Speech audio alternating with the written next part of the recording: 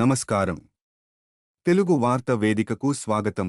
రాష్ట్రంలో నిర్మిస్తున్న integrated residential పాఠశాలలు కేవలం విద్యా సంస్థలు మాత్రమే కాదని, అవి రేపటి తరాన్ని తీర్చిదిద్దే దార్శనిక దేవాలయాలని డిప్యూటీ సీఎం భట్టి విక్రమార్క పేర్కొన్నారు.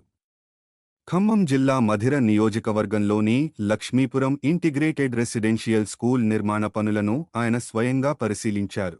పూర్తి వివరాలు చూద్దాం. విద్యకు అత్యున్నత ప్రాధాన్యత ఇస్తున్న ఇందిరమ్మ ప్రభుత్వం రాష్ట్ర వ్యాప్తంగా ఆధునిక సౌకర్యాలతో ఇంటిగ్రేటెడ్ రెసిడెన్షియల్ పాఠశాలలను నిర్మిస్తోంది. ఇందులో భాగంగా ఖమ్మం జిల్లా బోనకల్లు మండలం లక్ష్మీపురంలో నిర్మాణంలో ఉన్న పాఠశాలను డిప్యూటీ సీఎం భట్టి విక్రమార్క ఆదివారం సందర్శించారు. పాఠశాల ఆవరణలో కాలినడకన తిరుగుతూ నిర్మాణ పనులను క్షుణ్ణంగా పరిశీలించిన ఆయన జూనియర్ హాస్టల్, జూనియర్ మరియు సీనియర్ అకాడమిక్ బ్లాకులు, అడ్మినిస్ట్రేటివ్ బ్లాక్ల నిర్మాణ ప్రగతిని అధికారులను అడిగి తెలుసుకున్నారు.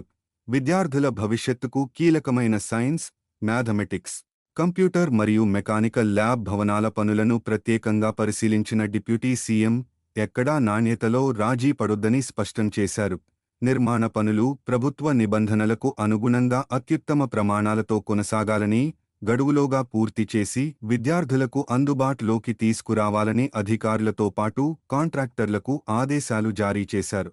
ఈ సందర్భంగా మాట్లాడిన భట్టి విక్రమార్క, విద్యపై ప్రభుత్వం ఖర్చు చేసే ప్రతి రూపాయి వ్యయం కాదని, అది భవిష్యత్ తరాల అభివృద్ధి కోసం పెట్టే విలువైన పెట్టుబడి అని అన్నారు.